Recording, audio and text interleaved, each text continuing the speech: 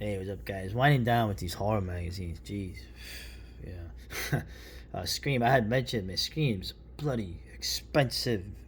Uh, but I figured I would be complete, I would sort of complete for this month of October. And also, there's a film in here they covered that I had seen uh, twice, and that I thought was very interesting to say. In terms of how it's perceived and what is if you actually see the film and what you really see in it. Well, it's just my take on it. So it's going through about werewolves. One of the talking about the Howling. Right? What a film! I'm not a Joe Dante fan in terms of the man, but I am a fan. I mean, the Piranha was great, and the Howling. They mentioned, of course, the writers in this magazine. They like to always. They're very. I'm starting to notice that the British, the English, are very the Marxist film criticisms are ingrained in them, which is interesting because there's a lot of critiques you could make from that point of view that I don't see bandied about. I see the more corporate or the stock standard one put in there. So, you know, they mentioned how the Howling seems more the way it was filmed, like the Nixon. It has more in common with the bleaker paranoid thrillers of the Nixon era. Um, as you can see, decided arguably being a critique of the more unpleasant aspects of U.S. culture, like unchecked masculine aggression. Interesting. A Marxist would tell you they're trying to demasculinize the working class. Just saying. The me therapy, which is obviously the opposite of the masculine aggression. Right? Celebrity obsession. There's something very un-American about The Howling, as it feels more at home with the likes of Italian filmmakers. Well, that's interesting because it's sort of an anti-American critique that I can sort of get on board with. Obviously, coming from a different point of different region, so although a cousin region, I don't know. You're like, what the dude? Come on, macho misogyny, right? Because the soy boy is always helpless before capitalists. Yeah. So and it's interesting too. Remember when you have Eddie Quisp, where is of course the great Dee Wallace? She really is a great actress and she does a really good job in this.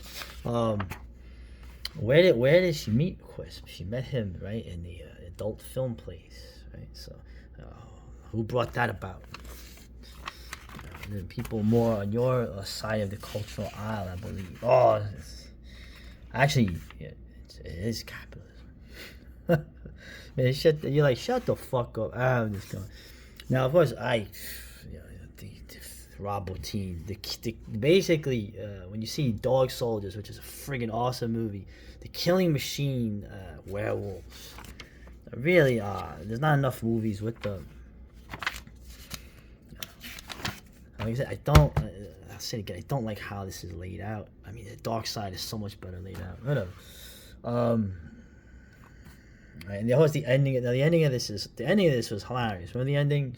She was bitten, and then she turns into a werewolf. Although they do mention she looks like a very feminine. She looks like a Yorkshire Terrier. She does. She doesn't look like the snouty werewolf. She looks, and she's crying. Remember? Actually, it's a heartbreaking scene where she it actually is kind of this, her reward for her courage is to,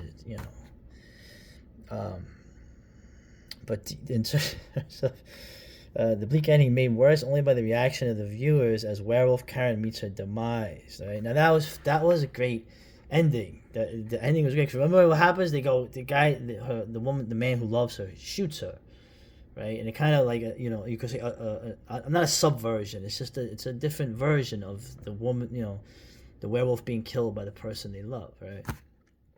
And they go cut to the commercial, and they go right to the freaking dog food commercial.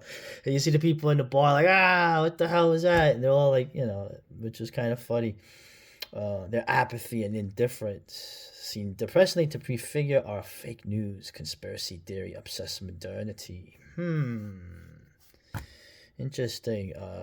If anything, the fake news or the conspiracy theory obsessed people, uh, they don't have apathy and indifference. They see that there's something not, well, excuse me, there's something not right, going on, and that the people above them are kind of nefarious and doing all kinds of like horrible things behind the scenes and in broad daylight.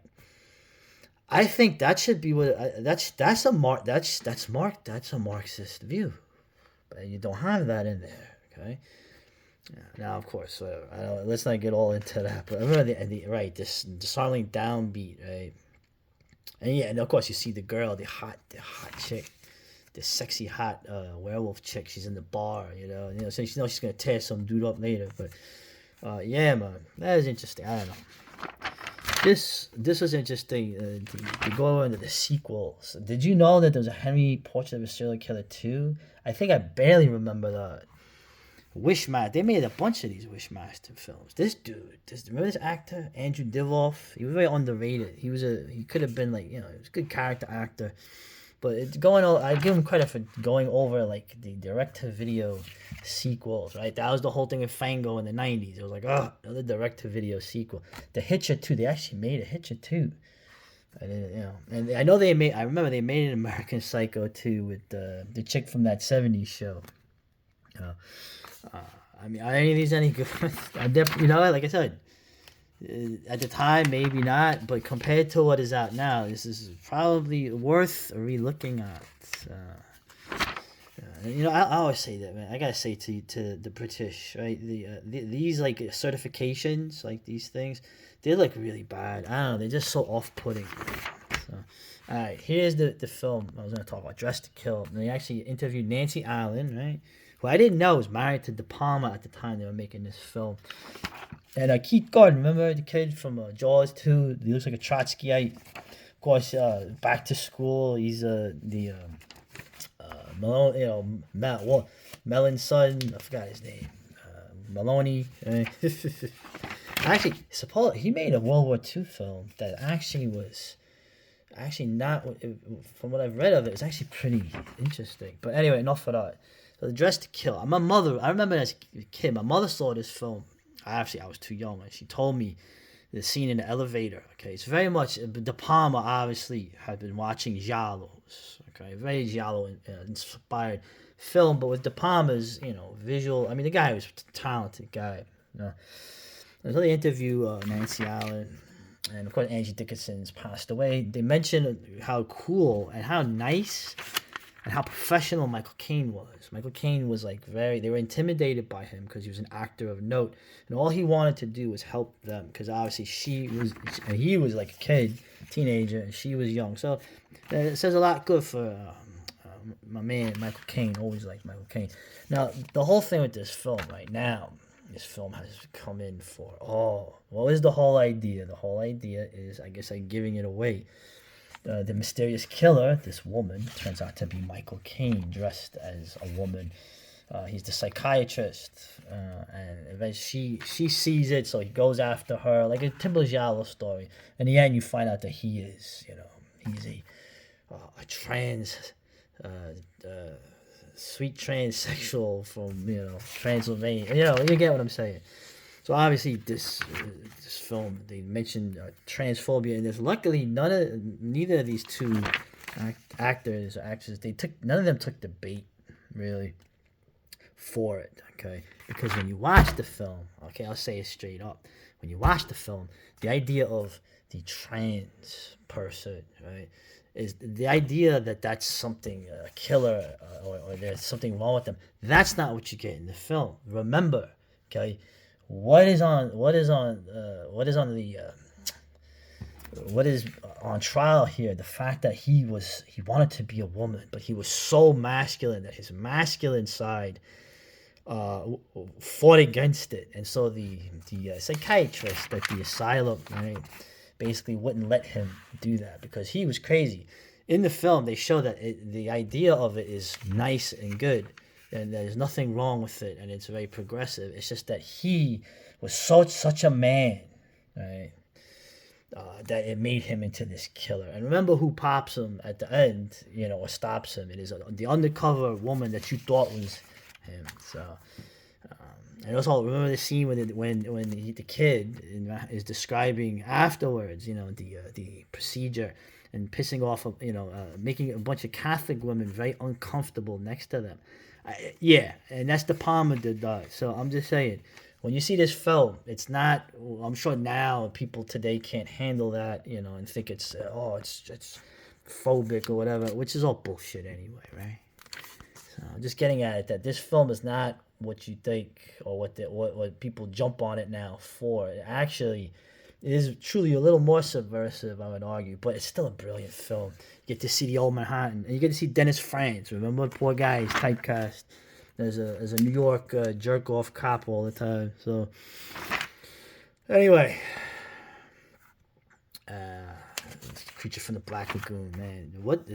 Why when you watch this film, man? Wow, the level of filmmaking in this, the underwater photography, but everything in this. This was top notch, man. Top notch film, and of course the writer has to get in there. Perhaps to get a kindred soul, a proverbial fish out of water because of her gender. This, I love this stuff. This stuff is great, man. This stuff is great. Right, her gender-bound cultural status, right? Because she's not respected as a scientist in the film. I don't get that. These guys risk that fucking guy fucking gets killed trying to save her, right? Also, but the thing is, once again, just like with the Mummy films, just like with King Kong, when I watched this film, I'm like, yo, I'm with the Guild man. Like, leave me the hell alone. Leave me alone. Right? They're bothering him. Although they kind of turn it on its head when he traps them, then they sort of have no choice, right? But Revenge of the Creature, I always love this one because he kicks a lot of ass in this film. He takes that one fucking dude and like throws him into a palm tree, and the palm tree breaks in half. Remember? So, and the way they treat him in this, when he kills that one dude, he turns the car over. It was kind of cool. I really liked this film as well. I don't like the third one. I just read the description of this. They take his gills out, and so he can't go underwater anymore. It's too sad. It's too sad. The description of it as a kid, I knew I didn't want to see this. So, yeah, fight modernity. These bastards don't leave you alone. Anyway, so although say you're gender queer, all right, we'll do another part to this. Scream.